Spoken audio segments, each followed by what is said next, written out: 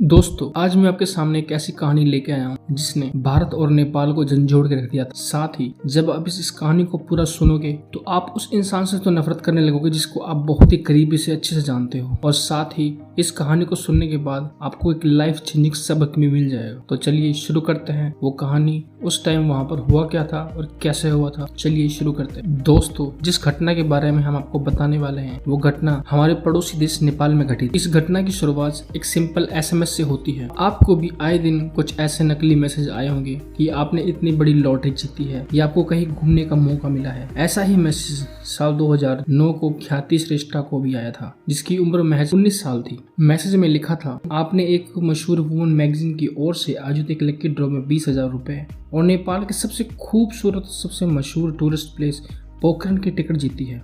इसके कुछ ही देर बाद ख्याति के मोबाइल की घंटी बजती है और जब वो फोन उठाती है तो दूसरी तरफ से एक महिला की आवाज आती है। फोन रिसीव करते ही महिला मैसेज में लिखी गई बातों को दोहराती है और कहती है कि वह उसी मैगजीन के ऑफिस से बात कर रही है। अगर आप जीती गई इनाम की राशि और पोखरण की टिकट लेना चाहती हैं तो आपको इस एड्रेस पर आना होगा। ख्याति यह सुनकर बहुत खुश हो जाती है और बाद में वो इसके बारे में अपने माँ बाप को बताती है। उसके माँ बाप भी बहुत खुश हो जाते हैं ये सुनकर। आज के समय में अगर हमारे पास ऐसे कोई मैसेज आते हैं तो हम आसानी से समझ जाते हैं ये सिर्फ स्कैम मैसेज हैं, ये नकली हैं, हम उनको इग्नोर कर देते हैं। लेकिन साल 2009 का था। इस समय ऑनलाइन ठगी करना इतना ट्रेंडिंग में नहीं था तो लोग इजिली बेवकूफ़ बन जाते थे।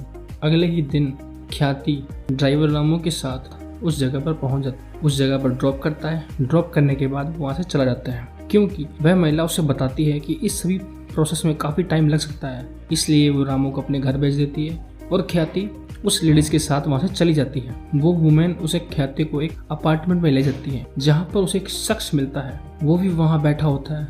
वो शख्स उसे अपने आप को इस कंपनी का एम्प्लॉय बताता है। साथ में ये भी बताता है कि आगे की प्रोसेस वो खुद करेगा। फिर बाद में वो शख्स ख्याति को कोल्ड ड्रिंक ऑफर करता है और ख्याति पी लेती है और उसके बाद शाम हो जाती है। फिर बाद में ख्याति के माँ बाप ख्याति का इंतजार करते हैं। उन्हें ये बात पहले ही बता दी गई थी, इस समय में कुछ प्रोसेस लग सकता है, थोड़ा टाइम लग सकता है, तो वो इतना चिंतित नहीं है। लेकिन उनके मन में फिर भी एक बात बनी रहती है कि ख्याति अब तक क्यों नहीं आई। काफ़ी देर उसका इंतजार करने के बाद ख्याति का कुछ अता पता नहीं क्योंकि वो काफ़ी लेट हो चुकी थी। देन थोड़े ही देर बाद शाम के बाद अब अंधेरा कुछ ज़्यादा फैल चुका था, लेकिन ख्याति अब तक घर नहीं लौटी थी। इसलिए ख्याति के माता पिता कुछ चिंतित हो जाते हैं और ख्याति के दोस्तों को फ़ोन करके पूछते हैं कि ख्याति तुम्हारे पास आई है क्या। लेकिन हर तरफ से यही कहा जा रहा था कि ख्याति उनके पास नहीं आई। अभी ये लोग अपनी बेटी की तलाश में लगे ही हुए थे कि तभी शाम ख्याति के उसके पिता के फ़ोन पर एक मैसेज आता है। मैसेज पढ़ते ही ख्याति के माँ बाप के पैरों तले जमीन खिसक जाती है। दरअसल मैसेज में लिखा हुआ था, ख्याति का किडनैप हो गया। अगर तुम अपनी बेटी को सही सलामत जिंदा वापस चाहते हो तो तुरंत तुम 10 लाख रुपए का इंतजाम कर लो।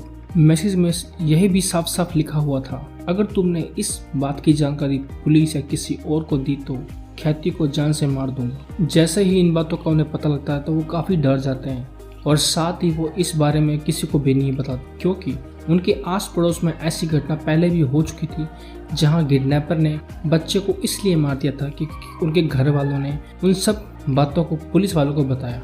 अभी इस चीज़ से इतना डरे हुए हैं कि वो पुलिस के पास नहीं जाते। किडनैपर ने अपनी डिमांड के बारे में सब कुछ बताया लेकिन उन्हें आने का वक्त नहीं बताया कि कहाँ पर आना है। तभी उसके घर वाले बहुत चिंतित। फिर बाद में किडनैपर अपना फ़ोन स्विच ऑफ कर लेता है उसी रात। तब उस पर काफ़ी ट्राई करते हैं लेकिन उन्हें कामयाबी हासिल नहीं होती।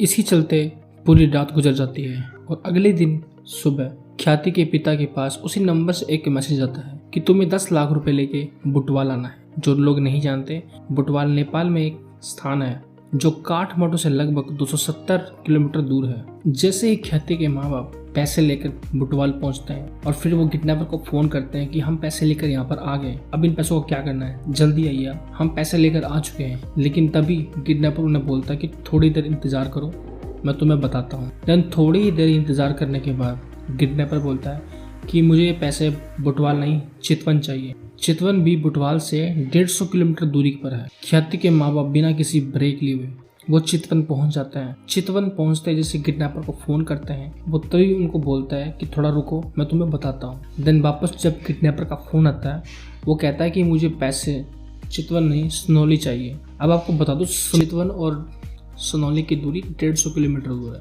ये थके हारे बिना किसी ब्रेक के फिर फटाफट गाड़ी को भगाते हैं और सुनौली चले जाते हैं। जैसे ही ये पैसे लेकर ख्याति के माँ बाप सुनौली पहुँचते हैं, सुनौली पहुँचते ही किडनैपर का फिर फ़ोन आता है। उन्हें बोलता है कि मुझे पैसे सुनौली नहीं दार्जिलिंग में चाहिए। आपको मैं बता दूं, दार्जिलिंग से सुनौली की दूरी 650 किलोमीटर दूर है और ये इंडिया में है। और दूसरी बात, 10 लाख रुपए बॉर्डर पार करना आसान नहीं था। फिर भी उन्होंने बड़ी मुश्किल से 10 लाख रुपए लेके वो दार्जिलिंग चले गए। अब इनके साथ इनका ड्राइवर और उनके माता पिता। इन्होंने पहले ही काफ़ी लंबा सफ़र तय किया था, इतना थक चुके थे, लेकिन अपनी बेटी के गम में उन्हें जगाए रखा। वो रुके नहीं, उन्होंने हिम्मत नहीं हारी अपने आप को। बस उनका एक ही लक्ष्य था कि किसी तरह ख्याति उनके पास वापस आ जाए। जैसे ही वो दार्जिलिंग पहुंचते हैं, फिर किडनैपर को फ़ोन करते हैं कि वो पैसे लेकर दार्जिलिंग में आ चुके हैं। तभी किडनैपर उन्हें बोलता है, कुछ देर रुको, मैं तुम्हें बताता हूँ। उन्हें लगता है कि उनका सफ़र यहीं ख़त्म हो गया, उन्हें पैसे देंगे और उन्हें अपनी लड़की मिल जाएगी। लेकिन ये खेल यहाँ ख़त्म नहीं हुआ। फिर उसका किडनैपर का फ़ोन आता है और वो बोलता है, मुझे पैसे यहाँ नहीं, काकरबिट्टा चाहिए। काकरबिट्टा यानी वापस नेपाल, और काकरबिट्टा और दार्जिलिंग की दूरी 100 किलोमीटर दूर है। तभी वो पैसे लेकर काकरबिट्टा पहुंच जाते हैं। इन्होंने पहले ही इतना कुछ झेला है, इतना सफ़र किया है, और उसके बाद किडनैपर इतना गंदा मजाक कर रहा है। पर ये भी क्या करें, इनके पास कुछ सेकंड ऑप्शन नहीं था। इनके सामने इनकी लड़की थी, उसको ये यूं ही मरने के लिए छोड़ नहीं सकते थे। बस इन्होंने गाड़ी भगाई और काकरबिट्टा पहुंच गए। जैसे ही दिए के लोकेशन पर जब वो काकरबिट्टा पहुंचते हैं, फिर से किडनैपर का फ़ोन आता है और उन्हें रुकने के लिए कहता है। उन्हें लगता है कि किडनैपर फिर से लोकेशन ना बदल दे। अब की बार काकरबिट्टा में उन्हें एक एड्रेस दिया जाता है। काकरबिट्टा से उस होटल की दूरी बहुत ही नज़दीक थी, और साथ में एक उस होटल का एड्रेस दिया जाता है, और साथ में उसे साफ साफ ये भी कहा जाता है। जैसे ही ये सभी होटल के करीब पहुंचे, इस बात की जानकारी वो किडनैपर को देते हैं। इस पर किडनैपर की ओर से थोड़ी देर बाद एक मैसेज आता है, और मैसेज आता है कि पैसों का बैग लेकर होटल के अंदर सिर्फ नौकर राम को भेजो, और तुम लोग होटल के बाहर गाड़ी में बैठे रहो। जैसा ये सुनते हैं वैसा ही करते हैं। राम पैसे लेकर उस होटल में चला जाता है। ये सोचते हैं कि पैसे देने के बाद उनकी लड़की और ख्याति को साथ मिल जाए, लेकिन ऐसा नहीं होता। राम खाली हाथ आता है पैसे देने के बाद। जैसे ही राम उन्हें बताता है कि पैसे ले लिए पर ख्याति को वापस नहीं किया, उन्हें लगता है कि कुछ न कुछ तो गड़बड़ चल रहा है। फिर ख्याति के माँ बाप और रामू अपनी गाड़ी लेकर काठमांडू चले जाते हैं। काठमांडू से काकरबिट्टा की दूरी 450 किलोमीटर दूर है। ये बिना ब्रेक लगाए अपने घर पहुंच जाते हैं। उन्हें लगता है कि उन्हें लड़की उनके घर पे ही मिलेगी।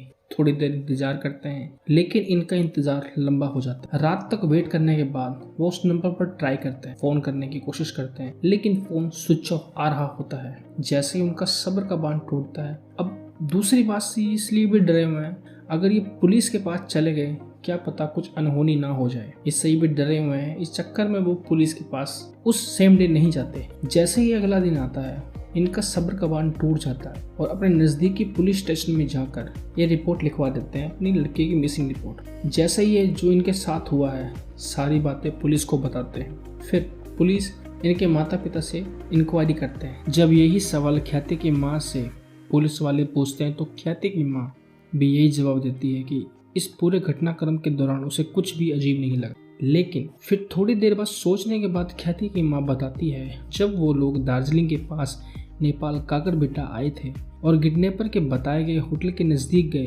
तब वहाँ अचानक मेरी नज़र वीरेन श्रेष्ठ नाम के व्यक्ति पर पड़ी थी। तभी पुलिस वाले पूछते हैं, इसमें इतना अजीब क्या है? क्योंकि तभी उसकी माँ बताती कि वीरेन के घर पे वो पहले किराए पे रहते थे। वहाँ उसकी लड़की को वो प्राइवेट ट्यूशन भी पढ़ाता था। अचानक उसने अपना मकान बेचा और पता नहीं कहाँ चला गया। उसके मकान बेचने के बाद वो वीरेन श्रेष्ठ से सिर्फ एक बार मिले थे। तभी पुलिस वालों ने उसकी माँ को बोला, तुमने उसे टोका क्यों नहीं?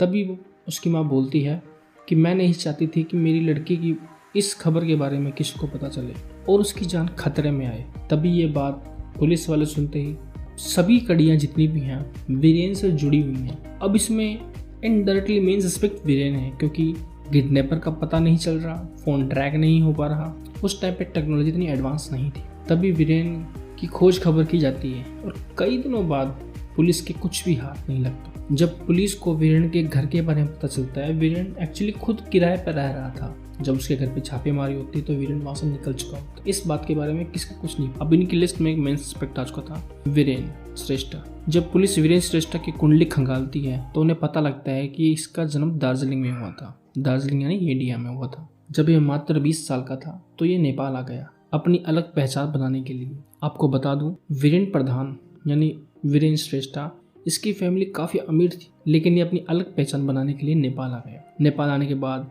इसे कॉलेज में साइंस टीचर की नौकरी भी मिल गई और साथ ही इसने एक अपना घर भी बनाया। घर बनाने के बाद इसने अपने 2 कमरे किराए पर दे दिए, जिसमें से उसकी श्रेष्ठा की फैमिली भी आई। श्रेष्ठा उसके माता पिता यहाँ पर वीरेन के साथ कुछ सालों तक रहे और साथ में उसे प्राइवेट ट्यूशन भी देता था। उसी बीच अचानक वीरेन ने अपना घर बेचा, किसी को कुछ पता नहीं, वो वहां से चला गया। और इस वक्त उस समय श्रेष्ठा 10वीं क्लास में पढ़ रही थी। ख्याति पढ़ने में बहुत होशियार थी। तभी ख्याति के माँ बाप उसे काठमांडू ले आते हैं, जहाँ उसे कॉलेज में दाखिला दिला देते हैं, क्योंकि वो चाहते हैं कि वो यहाँ पर अच्छे से पढ़े। ख्याति अपने परिवार के साथ रहती है और पढ़ाई करना शुरू कर देती है। और इस बीच किसी को कुछ नहीं पता कि वीरेन ने अपना घर क्यों बेचा और वो कहाँ पर रह रहा है। जब इस केस में ख्याति की माँ वीरेन का नाम लेती तो पुलिस उसे ही ढूंढती है, क्योंकि ये इनडायरेक्टली इस केस का प्राइम सस्पेक्ट बन चुका है। तब पुलिस को पता चलता है कि वीरेन प्रधान काठमांडू के किसी घर में रह रहा है किराए पर। जैसे ही वहां पर वो उसका राउंड अप करने जाती है, वो वहां से पहले ही फरार हो जाती है। वीरेन को पकड़ने के लिए पुलिस अपनी काफी टीम बनाती, लेकिन वो उसे पकड़ नहीं पाती। उसी बीच पुलिस को पता चलता है काठमांडू के ग्रामीण या वीरान इलाकों में शरीर के कुछ अंग मिले हैं। जैसे पुलिस वहां जाती है, उसे हाथ के 3 कटे हुए हिस्से मिलते हैं और साथ ही उसे दूसरे इलाकों में भी यही शरीर के अंग मिलते हैं। अब ये अच्छी तरह सुनिश्चित नहीं है कि ये सब ख्याति के ही हैं। देखने से लग रहा था कि किसी ने शरीर के अंगों को काटकर काठमांडू के शहर 17 से 15 मीटर के रेडियस में इन अंगों को फेंका है, ताकि पुलिस इसकी शिनाख्त न कर पाए। लेकिन इन सब के चलते 15 दिनों के बाद एक मानव गर्दन मिलती है। जैसे ही पुलिस इन सभी चीजों को मिलाकर देखती है, ये नहीं पता लगता कि ये लाश ख्याति की है, क्योंकि जिस वक्त ये लाश मिली थी या उसका सर मिला था, वो इतना बिगड़ चुका था, उसे पहचान पाना बहुत ही मुश्किल था। अब उसके साइंस टीचर के साथ इसका कोई कनेक्शन है भी या नहीं, ऐसा कुछ पता नहीं चल रहा था। ख्याति जिंदा है या मर चुकी है, इस बात की भी कोई पुष्टि नहीं हुई थी। लेकिन थोड़े ही दिन बाद वीरेन प्रधान को राउंड अप कर लिया जाता है। जैसे ही पुलिस वीरेन प्रधान को पकड़ लेती है तो उससे सवाल जवाब का सिलसिला शुरू हो जाता है। जैसे ही पुलिस उसे कुछ सवाल पूछती है तो वीरेन प्रधान उसे बिल्कुल सटीक जवाब देता है। लेकिन जब पुलिस उसे पूछती है कि वो काकरबिट्टा में उस होटल के पास क्या कर रहा था, इस सवाल को सुनते ही वीरेन चौंक जाता है, क्योंकि उसे यह उम्मीद नहीं थी कि पुलिस इसे सवाल करने भी वाली है। क्योंकि पुलिस के पहले ही पूछने पर जिस दिन यह सब हुआ था, उसने अपने आप को कहीं और बताया था। फिर ये उनके सवालों में फंस जाता है। पुलिस जैसे ही उसे होटल के बारे में पूछते हैं पुलिस फिर से, तो इधर उधर की बातें बताने लगता है और पुलिस को शक हो जाता है कि ये झूठ बोल रहा है। पुलिस की सख्ती से कार्रवाई करने पर वीरेन प्रधान टूट जाता है और फिर वो ऐसा सच बताता है कि सबके पैरों की जमीन खिसक जाती है। फिर वीरेन प्रधान उन्हें सब कुछ सच बताता है। वो बताता है कि वो दार्जिलिंग में रहता था, उसका परिवार बहुत संपन्न और अमीर था, लेकिन वो अपने पैरों पर खड़ा होने के लिए नेपाल आ गया। नेपाल आने के बाद उसे कॉलेज में साइंस टीचर की नौकरी मिल गई। साथ में उन्हें एक घर भी बनाया। घर बनाने के बाद पास ही नेपाल के अंदर कैसीनो में उसने जाना स्टार्ट कर दिया। जैसे कि उसके पास पैसे की कोई कमी नहीं थी, उसने सिर्फ मजे के लिए खेलना स्टार्ट कर दिया। उसका यह मजा धीरे धीरे उसकी लत बन गई और उसने अपनी सारी जमा पूंजी हारने के बाद उस पर कर्जा हो गया और फिर वो अपने दोस्तों से पैसे मांगने लगा। जो उसने पैसे मांगे थे वो भी उस जुए में हार गए। फिर उसने अपने परिवार वालों से पैसे मांगे दार्जिलिंग में, उन्होंने उसकी मदद करने से भी इनकार कर दिया। अब धीरे धीरे वो अपने आप टूटने लगा। फिर वो नेपाल में ही कहीं किराए के मकान में रहने लगा। वीरेन इस उम्मीद में उसके घर पर जाता है कि बरसों के बाद गया है तो उससे कुछ मुलाकात भी हो जाएगी और साथ में कुछ पैसे भी मिल जाएंगे। लेकिन जैसे ही ख्याति के माँ बाप बताते हैं उसे वो अब्रोड भेजेंगे, साथ ही इन्होंने कोई प्रॉपर्टी बेची है, इनके पास अच्छे खासे पैसे अभी हैं, तो वो पैसे उधार नहीं देता और अपना प्लान चेंज कर देता। तभी वो घर जाता है और मैसेज का सिलसिला शुरू हो जाता है। जैसे ही वीरेन प्रधान घर जाता है और घर जाने के बाद ख्याति के फ़ोन पर एक मैसेज करता है कि वुमन मैगजीन की तरफ से उसे 20,000 रुपये मिले हैं और पोखरण में घूमने के लिए उसे एक टिकट भी मिली है। और साथ ही जब पुलिस वीरेन से पूछती है तुम्हें पैसे मिल गए हैं, अब तक ख्याति अपने घर पे क्यों नहीं आई? इस पर वीरेन बताता है, आप जो पिछले 15 दिनों से मानव शरीर के अंग अलग अलग हिस्सों से जमा कर रहे हो वो किसी और के नहीं बल्कि ख्याति के ही हैं। वो किसी और ने नहीं बल्कि मैंने ही फेंके हैं। साथ ही वीरेन ये भी बताता है, कोल्ड ड्रिंक पीने के बाद मात्र 1 घंटे के बाद जान ले ली गला घोट के, और अगले 4 दिन के भीतर उसकी बॉडी को काटना शुरू कर दिया और काठमांडू की 15 से 17 मीटर के रेडियस में उसे फेंकना शुरू कर दिया। वो चाहता था कि पुलिस कभी भी इस बॉडी की शिनाख्त ना कर पाए कि यह मरने वाला कौन है। बाद में नेपाल का इतना भयंकर गुस्सा फूटा, जिंदा जला दिया जाए, ऐसे शैतान का यहाँ इस नेपाल में रहने का कोई भी हक नहीं है।